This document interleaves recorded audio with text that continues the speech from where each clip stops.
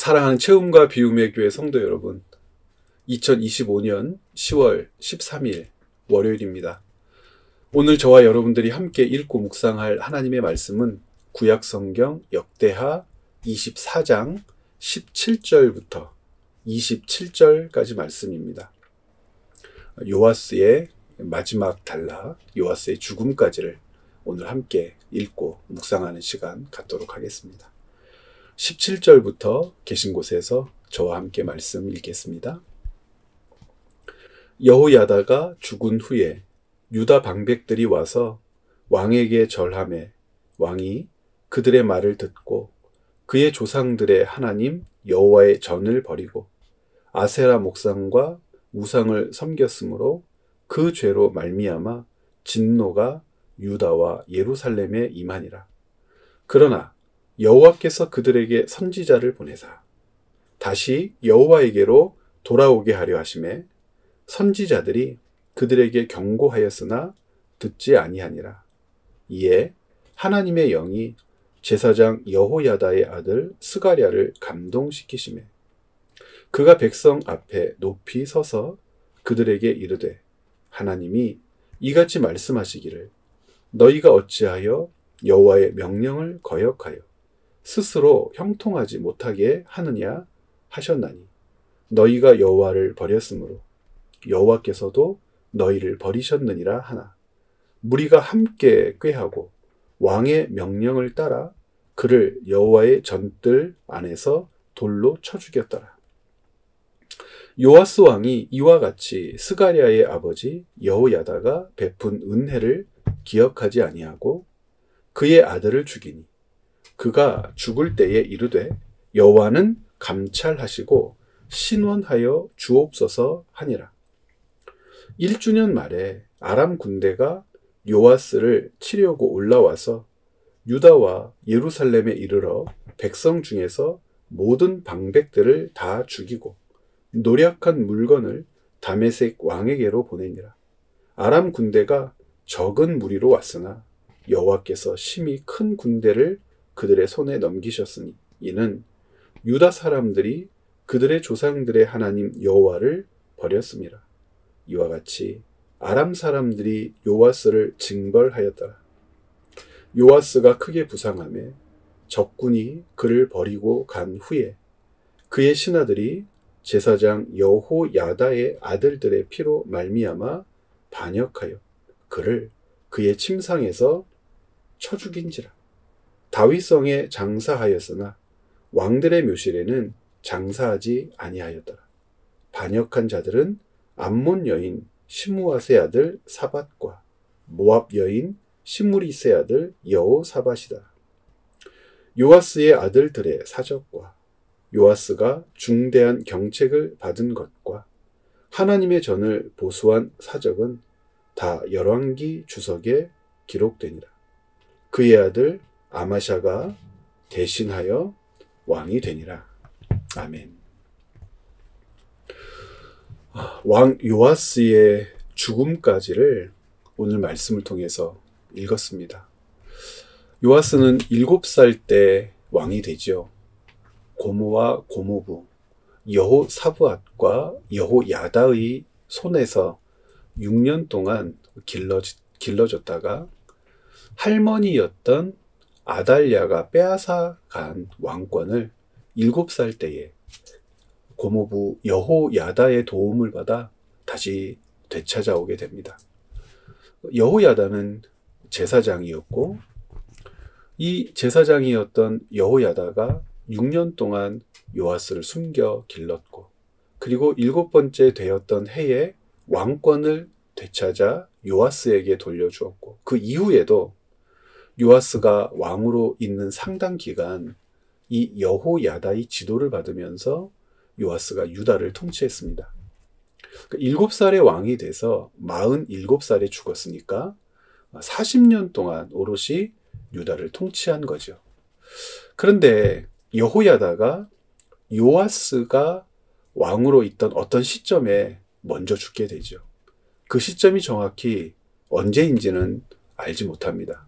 그러나 왕으로 세우고 또 어떤 왕이 되어야 하는지를 가르쳤던 여호야다가 죽자마자 왕 요아스가 돌변하게 되죠.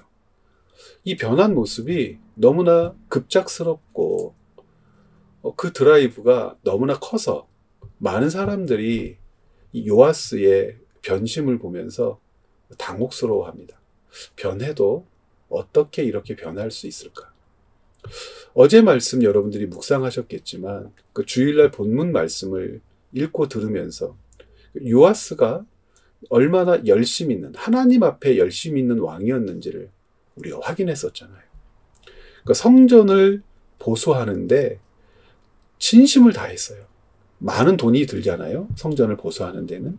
그런데 이 요아스 왕이 생각하는 것만큼 보수를 위해서 백성들이 협조를 하지 않는 거예요. 봉헌을 하지 않는 겁니다.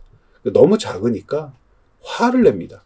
누구에게 화를 내냐면 오늘 죽었다고 소개되고 있는 이 여호야다 제사장에게 고모부에게 화를 내요. 왜 돈이 이것뿐이냐고. 이걸로 우리가 어떻게 성전을 보수할 수 있겠냐고.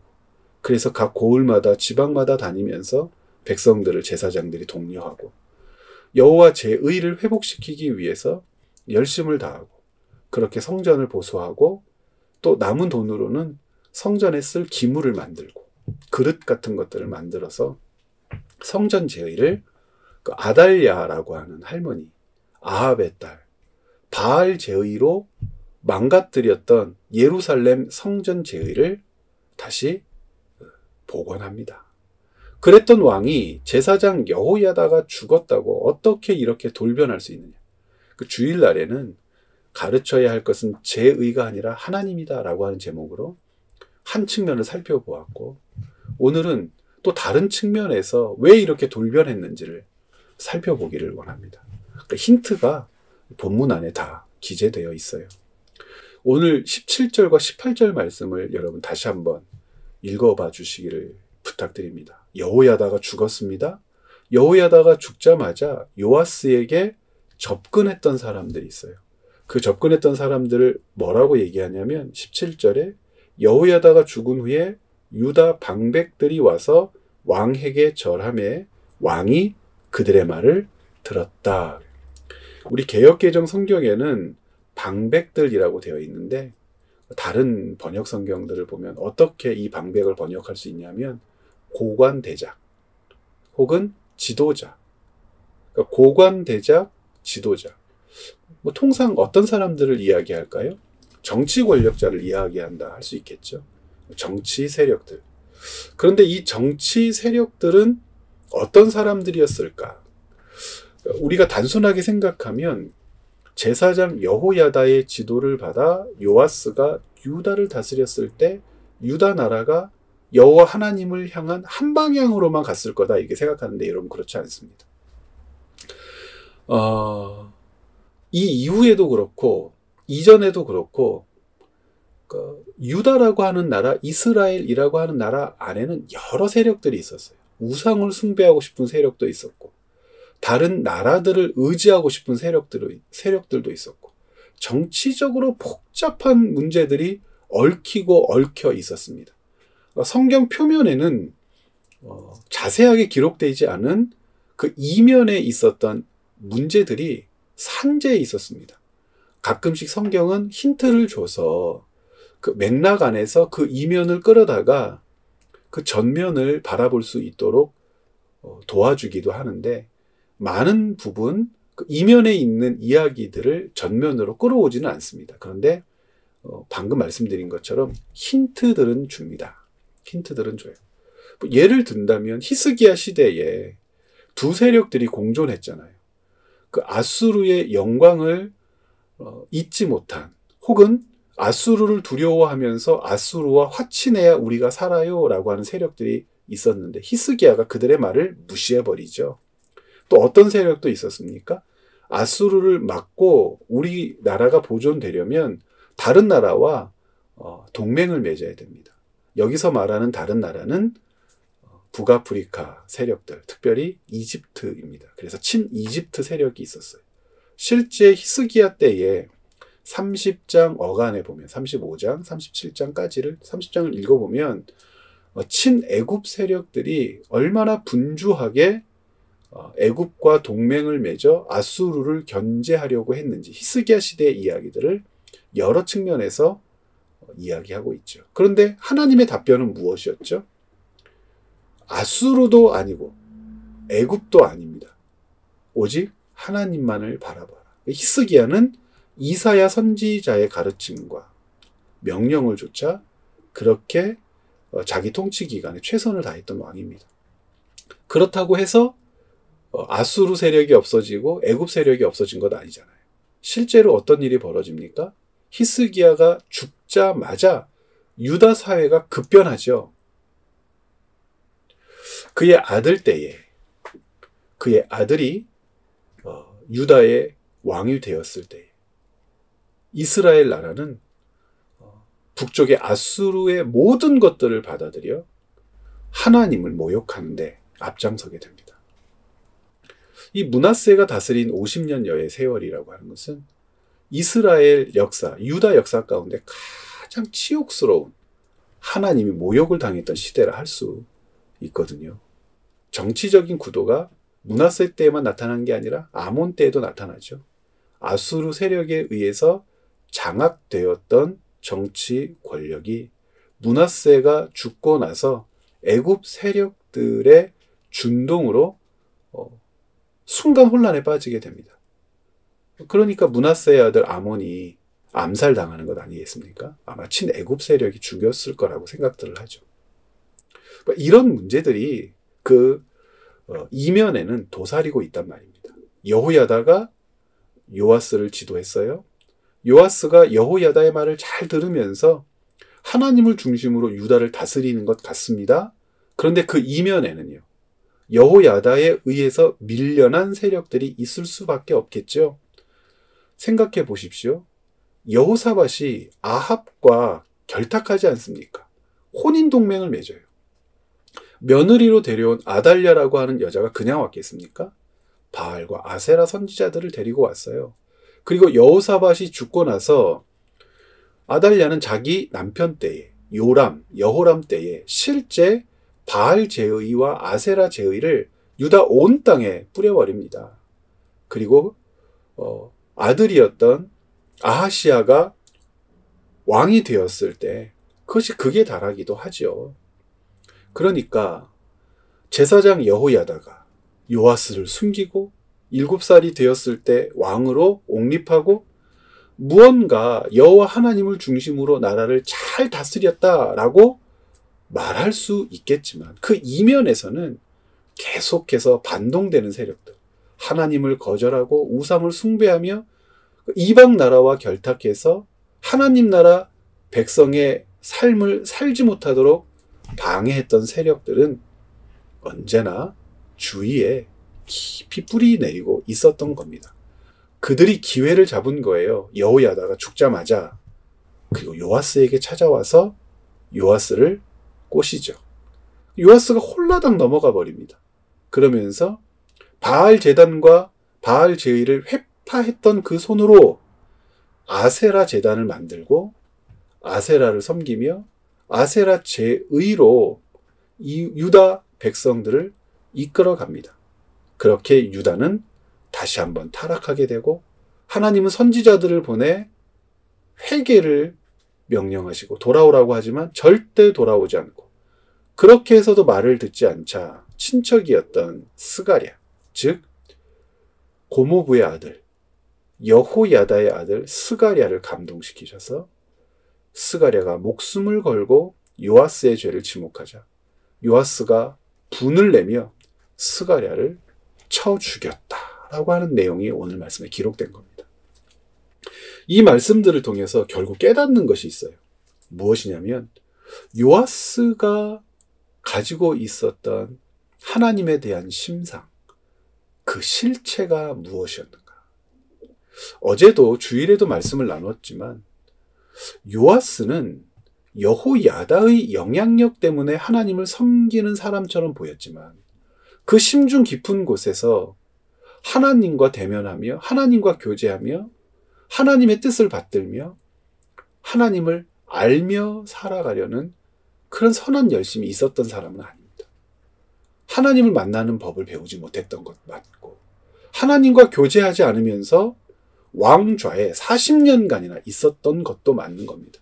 즉 요아스에게 하나님은 다른 신들 중에 한 분으로 제 의를 통하여 섬겨야 할 존재가 되었을지는 모르지만 자신을 하나님의 백성으로 하나님의 자녀로 이스라엘 민족을 하나님의 나라로 굳건히 세워가야 할 필요성은 알지 못했던 그런 사람이 틀림없습니다.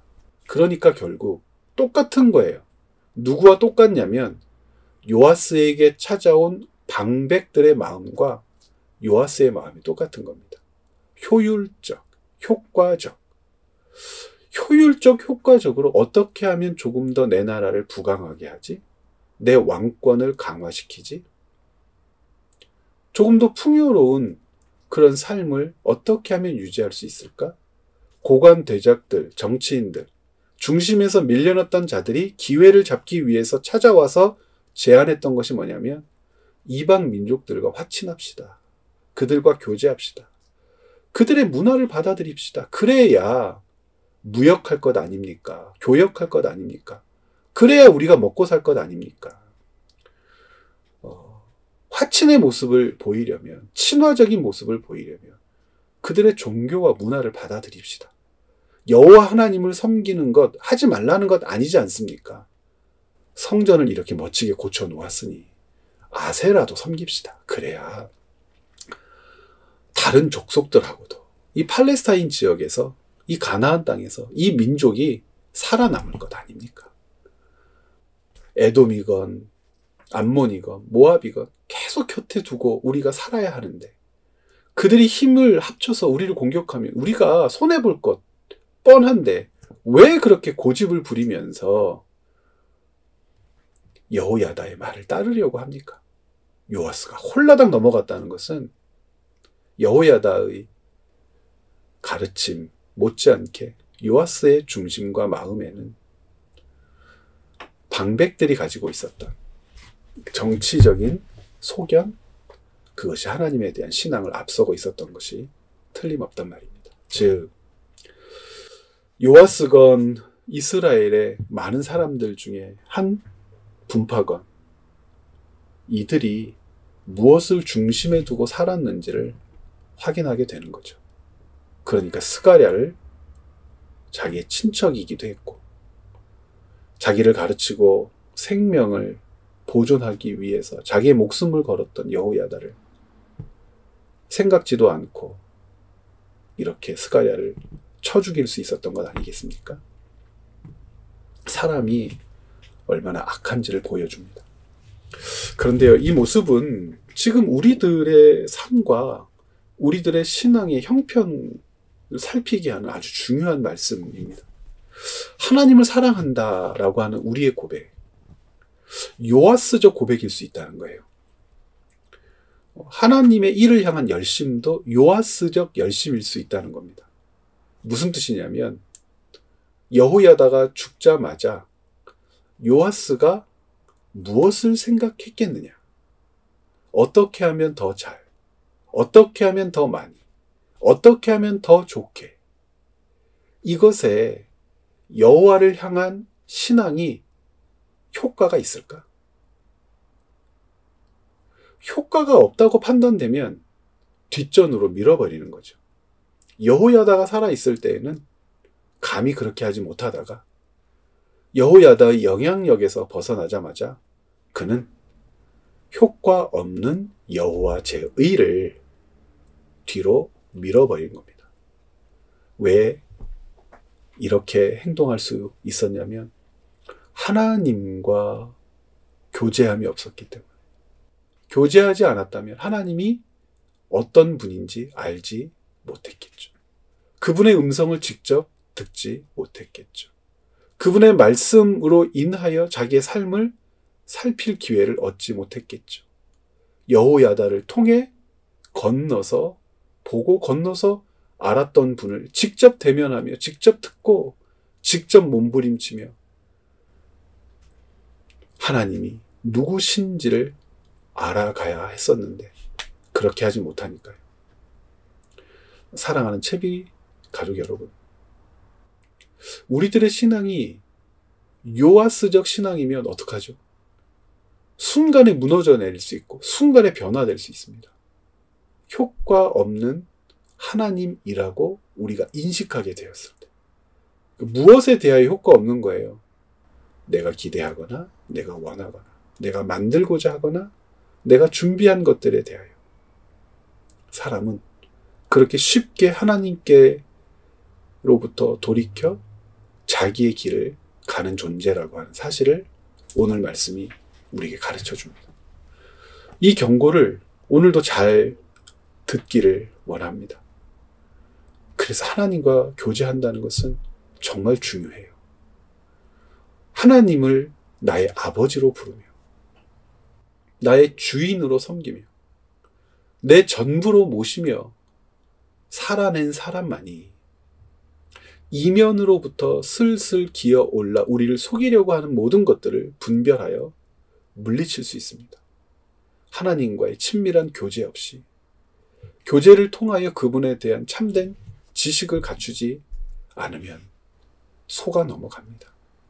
하나님을 알지 못하니까 그분을 신뢰할 수 없게 되겠죠. 이렇게 오늘 말씀 묵상하는 자리, 그래서 소중합니다. 여러분, 하나님과 깊이 교제하십시오. 그분께 묻고 그분의 뜻을 항상 구하십시오. 그리고 말씀을 통하여 우리에게 가르쳐 주시거든 괴로움은 괴로움대로 받아들이십시오. 아파해야 하는 겁니다. 슬퍼해야 하는 겁니다. 온갖 좋은 것들로만 하나님이 우리를 채우시지 않습니다. 책망하기도 하시고 따끔하게 가르치기도 하시고 어려운 일을 지시하기도 하시고 힘든 일을 견뎌내라고도 하시는 분입니다. 우리가 하나님께 구하는 것과 하나님께서 우리를 위하여 준비하신 것이 다를 때 당황하지 마시고 다른 것을 먼저, 내 뜻과 다른 하나님의 뜻을 언제나 먼저 찾고 먼저 받고 우선순위에 두고자 하는 귀하고 거룩한 열심을 감당해내시기를 오늘도 부탁드립니다. 그래야 이면에 있는 것들이 우리를 치고 들어오고 우리를 속이려고 할 때 분별할 수 있는 겁니다. 하나님의 말씀을 중심에 놓고 다른 이야기들을 살펴야 합니다. 다른 방법들을 분별해야 됩니다. 그러면 우리는 분명하게 고백할 수 있습니다. 아닌 건 아닌 것이라고. 우리 채비교회 성도들 모두 이렇게 분명한 뜻을 세우고 흔들리지 않는 하나님의 백성으로 오늘도 정진해 가기를 간절히 소원합니다. 내일 또 말씀 묵상의 자리에서 여러분들 뵙도록 하겠습니다. 고맙습니다.